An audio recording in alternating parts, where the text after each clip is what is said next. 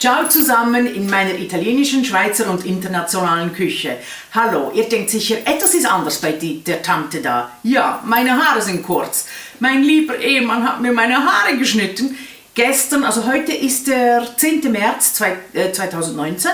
Gestern oder vorgestern, ich weiß es jetzt schon nicht mehr, ich glaube gestern, aber es kann auch vorgestern gewesen sein, hat er mir die Haare geschnitten. Zuerst habe ich ihm die Haare geschnitten, schön mit dem Kamm und Bürste schön gekämmt, weil er hat ja auch lange Haare und er hatte alles so Spliss. Ich sagte, komm, wir schneiden uns die Haare gegenseitig, dann spare ich wieder Geld, weil ich bin ja so ein Sparfuchs. He?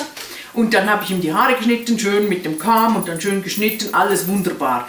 Und weil ich weiß, dass mein Mann nicht so ein Held ist, habe ich gesagt, komm, machen wir einen Pferdeschwanz, einen Rossschwanz, Pferdeschwanz, und dann tust du die Hand hinten dran, ziehst ein bisschen dran, dass die Spitzen noch übrig bleiben und dann schneidest du ab. Mein lieber Mann, was hat er nur gemacht? Er hat den Pferdeschwanz genommen und was habe ich jetzt? Kurze Haare. Ich hasse kurze Haare und ich hasse es vor allem, wenn ich kürzere Haare habe als mein Ehemann. Ne? Eine Frau sollte meiner Meinung nach, vielleicht bin ich ja altmodisch, längere Haare haben als der Ehemann. Aber ich habe ja so ein verpeilter Hippie. Ja? Und deswegen, was soll man da machen? Ne? Na gut, jetzt fangen wir an. Es geht um ein neues Rezept, um Mostaccioli Suditaliani. Also Scagliozzi heißen sie im Dialekt in unserem Neviano. Scagliozzi Suditaliani, das sind Kekse, das sind italienische Bombenkekse. Die schmecken fantastisch. Geht ein bisschen in die Richtung wie mein Magenbrot, aber ist doch anders und ich brauche viel mehr Gewürze, viel mehr Lebkuchengewürz. Selbst gemischtes Lebkuchengewürz. Das Rezept seht ihr auch auf YouTube, auf meinem Kanal. Ich habe ein extra am Anfang, als ich noch in den Anfängen war mit meinen Rezepten, habe ich das mal gezeigt, wie es gemacht wird. Ich habe natürlich große Mengen jetzt gebraucht. Ich habe gelernt für mich selber, ich mag es intensiv. Ich mag, wenn der Geschmack gut ist, also intensiv ist. Und ich habe ja auch viele davon verschenkt, von diesen Scagliozzi. Und die Leute sind alle verrückt danach. Komplett verrückt. Ein Tipp. Ich habe 600 Gramm Vollkornmehl gebraucht. Nehmt, wenn ihr wollt, auch 500 Gramm. Dann ist der Teig zwar ein dicker Brei, aber das macht überhaupt nichts, weil der bleibt 24 Stunden im Kühlschrank, damit alle Aromen und so sich miteinander verbinden und dann wird er fest, weil da Butter drin ist. Da ist ja 250 Gramm Butter drin und der wird automatisch fest. Und wenn ihr den nach 24 Stunden rausnehmt, lasst ihn eine Stunde in Raumtemperatur und dann bearbeitet ihr ihn. Dann wird er genauso gut wie die ich euch zeige, aber die Mostaccioli, in Italienisch heißen sie Mostaccioli, in unserem Dialekt Scagliozzi. Die Scagliozzi werden dann noch fluffiger, aber auch größer.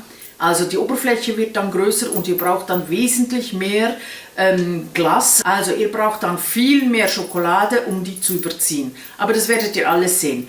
Also ihr Süßen, ich wünsche euch alle viel Spaß bei meinem Rezept. Ihr denkt, die alte Verrückte, ja, man muss ein bisschen verrückt sein, um hier mitzumachen. Tschüss zusammen, ciao, ciao.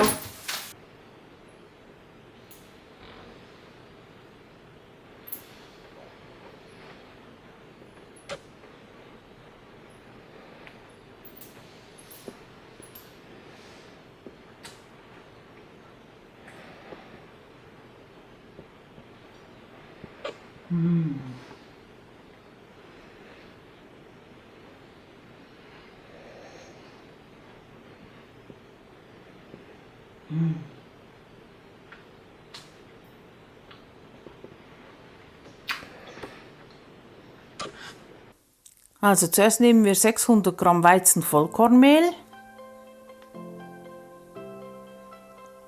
40 Gramm Lebkuchengewürz. Ich habe das Rezept auf meinem YouTube-Kanal, das Rezept Nummer 6, 250 Gramm Rohrzucker, 40 Gramm Kakaopulver, ein Päckchen 8 Gramm Vanillezucker, 2 Gramm Nelkenpulver plus eine Prise Salz, dann von Bio-Orangen 2 Apfelsinenschalen und eine halbe Zitronenschale Und die habe ich wie folgt gemacht. Hier seht ihr, das ist ein Zestenreißer oder Zestenschneider. Das habe ich mir gekauft, das Tool, das habe ich mir erlaubt. Und seht ihr, wie gut und ohne Probleme man die Schale abreißen kann. Das ist ideal. Ha? Und da seht ihr, wie das geht. Das geht ganz gut. Und das Resultat ist dann auch super geworden. Ha? Und dann reißt man nicht die ganze Haut, auch die weiße, mit die ja eher bitter ist. Dann 8 Gramm Natron, ein Teelöffelchen. 20 Gramm Zimt. Ein Päckchen Backpulver, das sind 15 Gramm. Und 150 Gramm doppelt geröstete Haselnüsse. Wenn ihr das nicht findet, könnt ihr auch normale Haselnüsse nehmen. Oder eben Mandeln, weil in Italien braucht man eigentlich Mandeln. Dann tun wir alle Zutaten, die trockenen, schon zum Mehl hinzufügen, damit wir das schon mal mischen, damit es gut durchmischt ist, bevor dann die nassen Zutaten dazukommen. Das ist ein einfaches Rezept, das ist gar nicht so schwierig.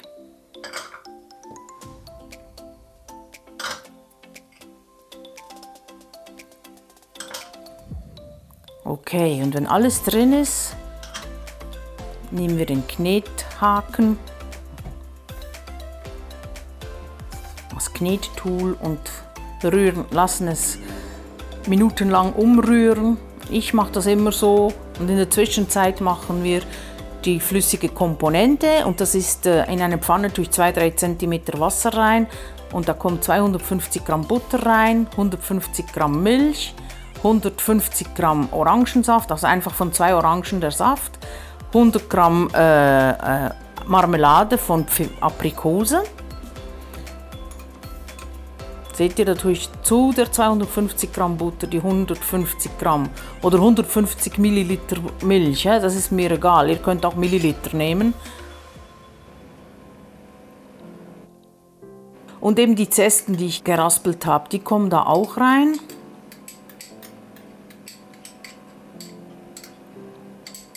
So mache ich es. Und das wird dann erhitzt. Und in der Zwischenzeit habe ich die Haselnüsse durch meine Maschine gejagt und zerkleinert. Und das geht jetzt zuerst noch zur trockenen Masse rein.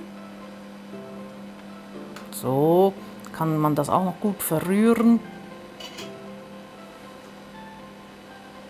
So, und wenn die Butter zerflossen ist, wenn die flüssig geworden ist und alles, Milch, alles, tun wir den Orangensaft dazu. Die Marmelade hat sich auch größtenteils aufgelöst. Und dann geht alles zu der Trockenmasse hinzu. Und dann lassen wir alles mehrere Minuten durchkneten. Ha?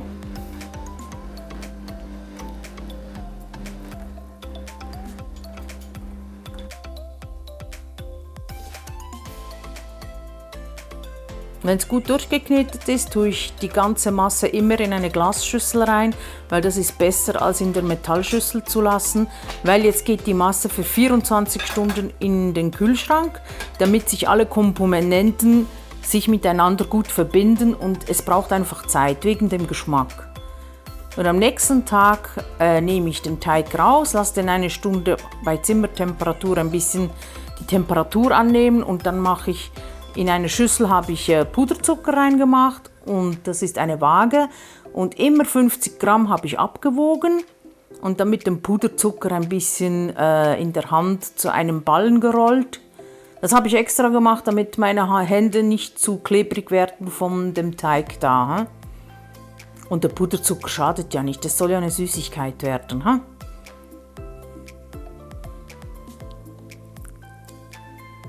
Ja, rubbel da nur ein bisschen rum.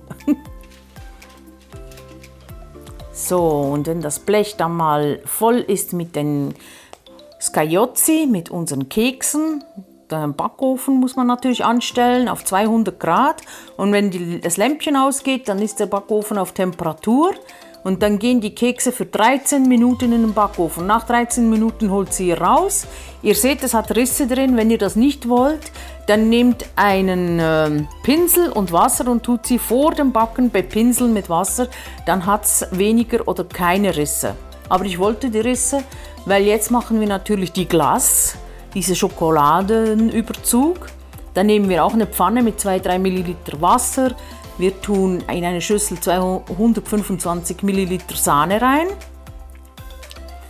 Dann 400 Gramm dunkle Schokolade. Die Haselnüsse sind für die Verzierung. Und was wir brauchen, bei dem Rezept habe ich dann San Marzano, einen italienischen Likör gebraucht. Der ist super, das gibt einen super Geschmack. Und ich rate euch allen an, die in der Schweiz leben, geht zum Coop und holt euch diese Schokolade. Ich werde nicht bezahlt für die Werbung, aber die Schokolade ist echt einmalig spitze. Das ist so gute Schokolade, da kann die deutsche Kochschokolade oder Backschokolade nicht mithalten. Und eben die 125 Milliliter Sahne kommen dazu.